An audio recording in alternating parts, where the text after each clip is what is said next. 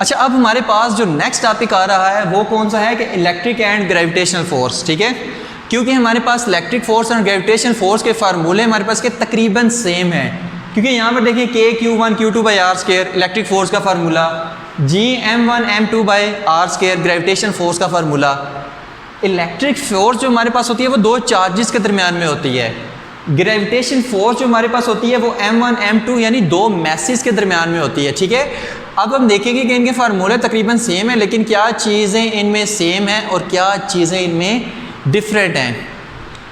पहली चीज़ है कि according to Coulomb's law Fe=K(Q1Q2/r²) कि दोनों हमारे पास इन्वर्स स्केयर लॉ फॉलो करते हैं डिस्टेंस के लिए। ठीक है, inverse square of the distance between them 1/r², यहाँ भी 1/r²।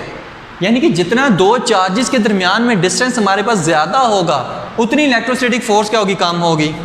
यहाँ भी जितना दो मैसेज के दरमियान में डिस्टेंस ज़्यादा होगा उतनी हमारे पास ग्रेविटेशन फोर्स क्या होगी, कम होगी। यानी अगर हम अर्थ से बाहर चले जाएं तो एक अर्थ है, पूरा मैस है वो, एक जो बंदा है जो अर्थ के बाहर खड़ा हुआ है वो भी क्या है, एक छोटा सा मैस है। तो जब ये बड़े मैस है, ये छोटा मैस जितना ज़्यादा अर्थ से दूर जाता जाएगा उतनी ग्रेविटेशन फोर्स कम होती जाएगी।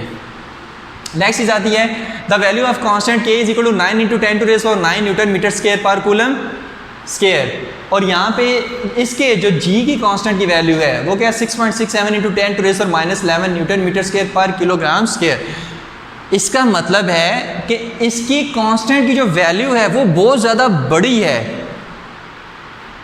ग्रेविटेशन फोर्स के कांस्टेंट जो G है उसकी वैल्यू बहुत ज़्यादा कम है, किस हिसाब से, 10⁻⁻11 और यहाँ पर 10⁻⁹ यानी इसके कांस्टेंट की वैल्यू कितनी ज़्यादा बड़ी है, इसके कांस्टेंट की वैल्यू कितनी ज़्यादा छोटी है। अब इससे क्या फ़र्क पड़ता है वो चीज़ देखनी है।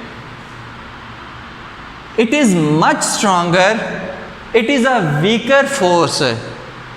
दो चार्जेस के दरमियान में जो फोर्स होती है वो बहुत ज़्यादा स्ट्रॉन्ग होती है as compare to the force between two masses, as compare to the gravitation force between two masses है।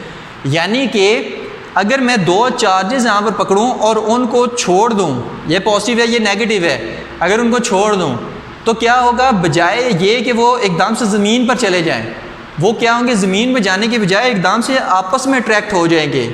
ठीक है, यानी कि ये जो उनकी आपस की इलेक्ट्रोस्टैटिक फोर्स है वो ग्रेविटेशन फोर्स जो उनको नीचे की तरफ खींच रही है उससे कहीं ज़्यादा है। ठीक है, तो इलेक्ट्रोस्टैटिक फोर्स मच स्ट्रॉन्गर होती है और ग्रेविटेशन फोर्स एक वीकर फोर्स है। ठीक है, और ये क्यों वीकर है, ये क्यों स्ट्रॉन्गर है, क्योंकि इसका कांस्टेंट बहुत ज़्यादा बड़ा है, उसका कांस्टेंट बहुत ज़्यादा छोटा है। इट मे बी अट्रैक्टिव और repulsive, it is attractive only. अब जो इलेक्ट्रोस्टैटिक फोर्स है वो अट्रैक्टिव भी हो सकती है, रिपल्सिव भी हो सकती है। दो चार्जेस आपस में अट्रैक्ट भी करते हैं, आपस में रिपेल भी करते हैं, लेकिन जो ग्रेविटेशन फोर्स है वो ओनली अट्रैक्टिव है। यानी कि कभी देखा है कि ज़मीन ने हमें रिपेल किया और हम हवा में चले गए हों, तो ऐसा पॉसिबल नहीं है। ये सिर्फ चीज़ों को अट्रैक्ट करती है, जो भी चीज़ पकड़ो अट्रैक्ट, यहाँ से कोई चीज़ पकड़ी अट्रैक्ट, सीधी ग्रेविटेशन फोर्स की वजह से नीचे की तरफ, तो ओनली अट्रैक्टिव है ये। It is medium dependent force, it does not depend on medium. अब जो इलेक्ट्रोस्टैटिक फोर्स है हमारे पास, जो इलेक्ट्रिक फोर्स है वो मीडियम डिपेंडेंट है। मतलब अगर चार्जेस को हम हवा में रखें तो उनके दरमियान जो फोर्स होगी वो डिफरेंट होगी। अगर हम चार्जेस को वाटर में रखें तो फोर्स डिफरेंट होगी। अगर हम चार्जेस के दरमियान ग्लास को रखें तो हमारे पास वो फोर्स डिफरेंट होगी। ठीक है, यानी ये मीडियम डिपेंडेंट है, लेकिन ये मीडियम डिपेंडेंट नहीं है। जो उनसे मर्जी वैक्यूम में ले जाए, एयर में ले जाए, वाटर में ले जाए, हमेशा अट्रैक्टिव है और ये फोर्स कम नहीं होगी, उसी फोर्स से हमें एक अट्रैक्ट करेगी। ठीक है, ये डिपेंड नहीं करती मीडियम पे कि दो हमारे पास अगर मैसेज हैं वो किस मीडियम में पड़े हुए हैं, इससे इस फोर्स को कोई फ़र्क नहीं पड़ता। It is a short range force, it is a long range force. जो इलेक्ट्रिक फोर्स है वो शॉर्ट रेंज फोर्स है कि यहाँ से यहाँ तक थोड़ी सी आगे तक गई, अभी भी इलेक्ट्रिक फोर्स है, अभी भी है, आगे जाके ख़त्म, थोड़ी सी शॉर्ट रेंज में ख़त्म। लेकिन ये लॉन्ग रेंज फोर्स है, यहाँ से अर्थ से पता नहीं आप 32,000 मतलब 10,000 किलोमीटर ऊपर चले जाएं तब भी ये क्या होगी, अट्रैक्टिव फोर्स होगी और काफ़ी आप पे एक्ट करेगी। यानी ये लॉन्ग रेंज फोर्स है, बहुत ज़्यादा डिस्टेंस भी कवर कर लें तब भी आपको अट्रैक्ट करती रहेगी। It can be shielded, it can not be shielded. अब इलेक्ट्रिक फोर्स को हम क्या कर सकते हैं, कोई भी शील्ड लगा के उसको हम काबू कर सकते हैं, लेकिन ग्रेविटेशन फोर्स को चाहे आप 10 डब्बों में भी बंद किसी चीज़ को कर दें, एक मैस है मार्कर ही है, इसको 10 डब्बों में बंद कर दें, तब भी क्या होगी, इस पर ग्रेविटेशन फोर्स एक्ट करती रहेगी। यानी ग्रेविटेशन फोर्स को हम शील्ड नहीं कर सकते, उसको पैक नहीं कर सकते, इसको कर सकते हैं। It is charge dependent, it is mass dependent.